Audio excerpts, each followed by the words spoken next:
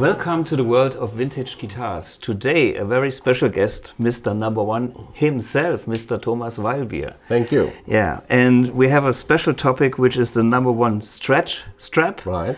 And the number one guitar. That's right. Yeah, let's hear the story from back in the 80s.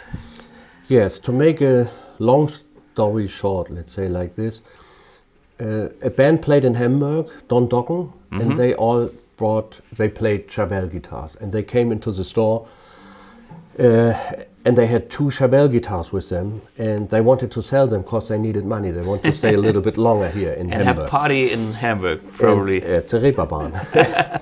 Yeah. So we bought these guitars and we fell totally in love with it. And Bernard traveled a couple of months later to California, met Grover Jackson, so they became friends.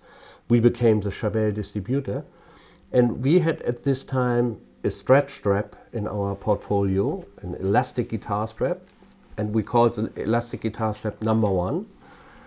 And this strap is has the advantage of this strap is that you have not the pressure anymore here on this side, you have it on both sides, and so you can play hours and hours with a heavy guitar. More comfortable, more balanced on the on your shoulders. And you can make shows. Of course. This is very 80s. And the color too. Right. And so I can't remember, beginning of the 80s, Bernard decided to go to the NAMM show, and Grover Jackson has built us this guitar, made 1981. The first one was an overhanging fret. Okay, which means 22 frets. 22 frets, yeah. Up to the D, and standard one humbucker guitar in the end of it. So this guitar, it's an icon. It was long in the Charvel Museum. We bought it back because this is our logo. But this guitar was at the NAMM show with a puppet who stretched the guitar like this. That's why there is a hole underneath. So here is a hole inside where the center was here. Yeah. And so it went always like this, and the people running around the NAMM show and saying, what's going on here? Yeah, cool. But Charvel guitars, the Charvel guitar enthusiastic guitar players from the early 80s, they love all these 81 things, what Grover Jackson made. And we bought this guitar back. We are very proud. We never will sell it. It's hanging on the wall. It's a fantastic guitar. You can listen, Thomas. Absolutely, fantastic player. Yeah.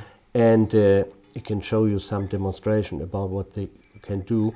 But we had been also very successful because David Gilmour bought one of our famous guitars when he was in the shop, and he played it and he made a famous song out of it. He played it a couple of years, and the guitar just a couple of months in an auction was sold for over $60,000. So his number one guitar. He had also a one humbucker Strat type guitar, exactly like this, like same form, everything, but it was a two-piece flamed maple. Okay, and it was bought in this shop in 1984.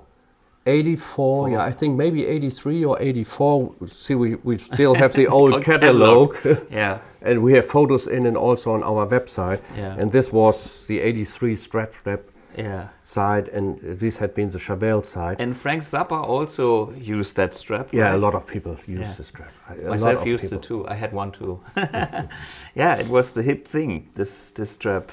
And are you doing this guitar kind of again, or is this like just sitting in the museum? Any plans? Yeah, we have a plan, but Nothing official. I would love to build a couple of these in the Charvel custom shop, what is now the Fender custom shop. But at the moment, also during Corona times, it's very hard to get production. Yeah. But we are planning to make a small, maybe 5 or 10 pieces from the number one, and hopefully we will get it in the next couple of years, I hope. Yeah. And the good thing about Fender is they can use the original That's true. headstock shape. That's true. Yeah. Yeah, talking about the guitar, it's a very basic thing. It's just one volume, no tone, humbucker straight out, and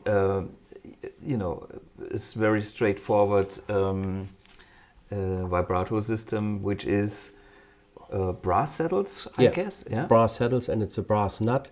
Okay. And it's a brass brass block, brass plate, and brass for each string. Yeah, saddle. Yeah, and also here the top nut Yeah. is made out of special material where you normally have this in schematic diagrams in the amplifiers. Ah, okay. It's what is it called? A PCB, like PCB board, something board like that. material, Yeah. which is kind of nice and slippery, so it doesn't stick with the strings. Yeah, no and there's also a string tree a bit higher than on the vintage guitars, which is better for the intonation when using the whammy bar. Absolutely. Yeah. Grover Jackson 150% understand to make a better Fender Stratocaster at this time, because it works absolutely fine. And Yeah. Fender learned from him a lot, that's what I feel. Yeah. And the material, what is this? Bird's eye maple? Bird's eye maple, yeah, the neck. Rosewood fingerboard, very thick fingerboard. Yeah. And okay, the truss rod is from old school. Yeah, old school. Yeah, from that side. And anything about the body? Is this older? It's an older body, yeah, and it's finished to our company yellow. CI color. Right. Yeah, the CI color. Yeah, I think that's a great guitar.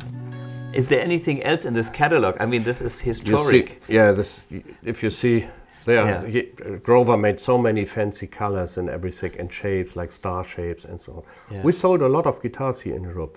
Yeah. Also basses and so on. ZZ Top played Charvel basses, and it was, at this time it was absolutely a killer what he did. Yeah. In the 80s. He was setting the trend. Absolutely. I mean, this was hair metal, Los Angeles scene, it kind of in the middle of it all. Yeah, so, what I can do with this guitar is quite simple, because there's only one pickup. I can play it soft and I can play it loud, but, it's...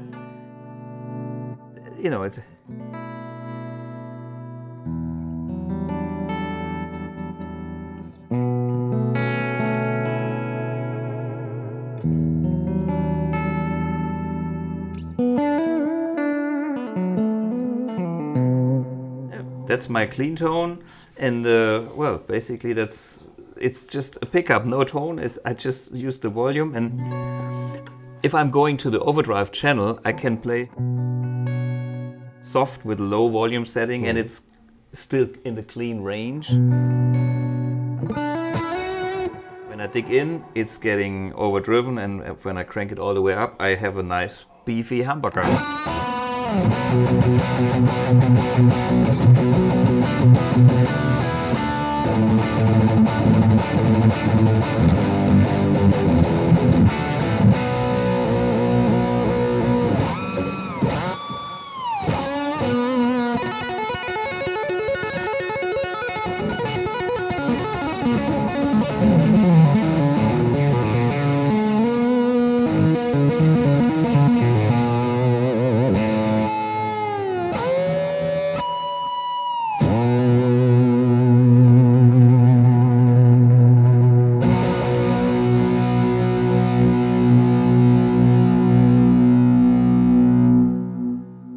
Great guitar.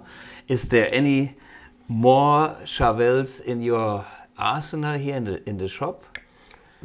We would love to have. Okay. You know, we know some people who have Charvel. There's also like a small community via email. If some guy is selling a Charvel, please give me a call. Yeah. I think we have in Germany still 20, 30 Charvel guitars, but they are not for sale. Yeah, okay, they're still in private hands.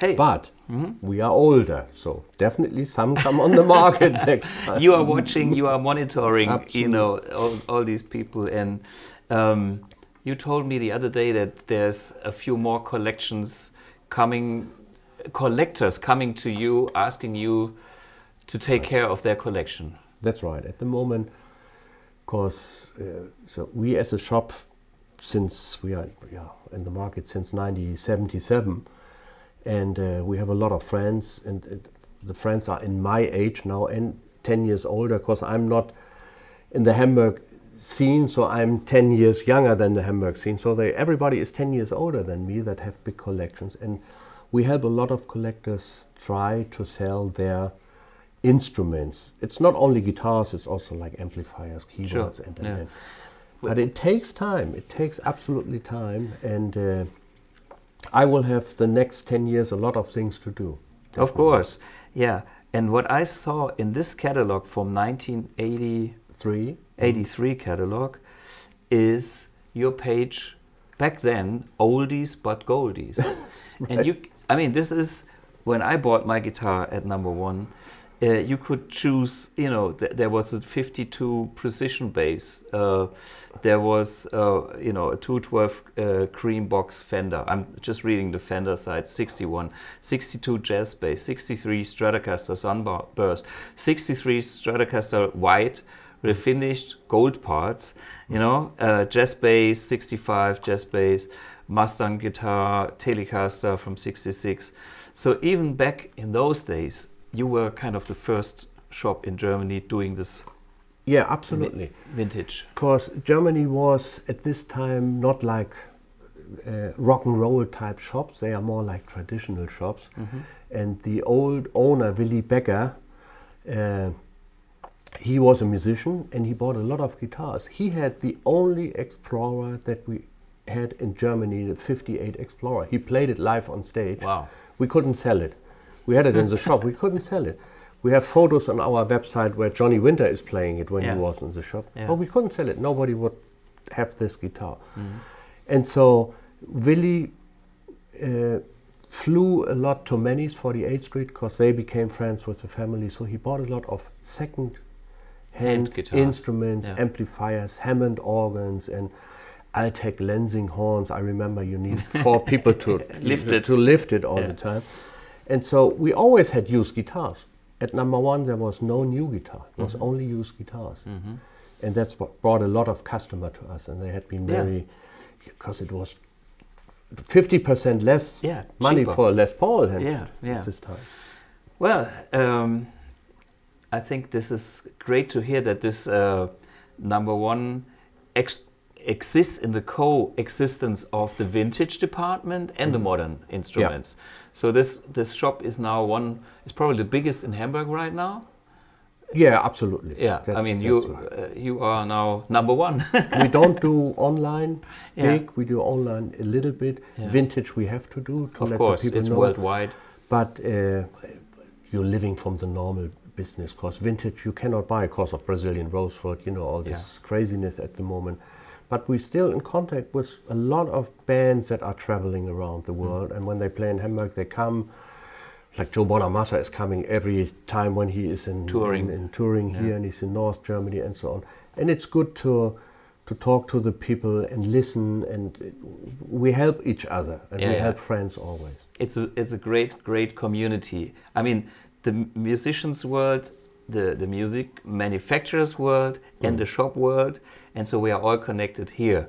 Yeah, number one Germany, Mr. Thomas Weilbier. Thank you. Thanks. Thomas. Cheers. Thank you.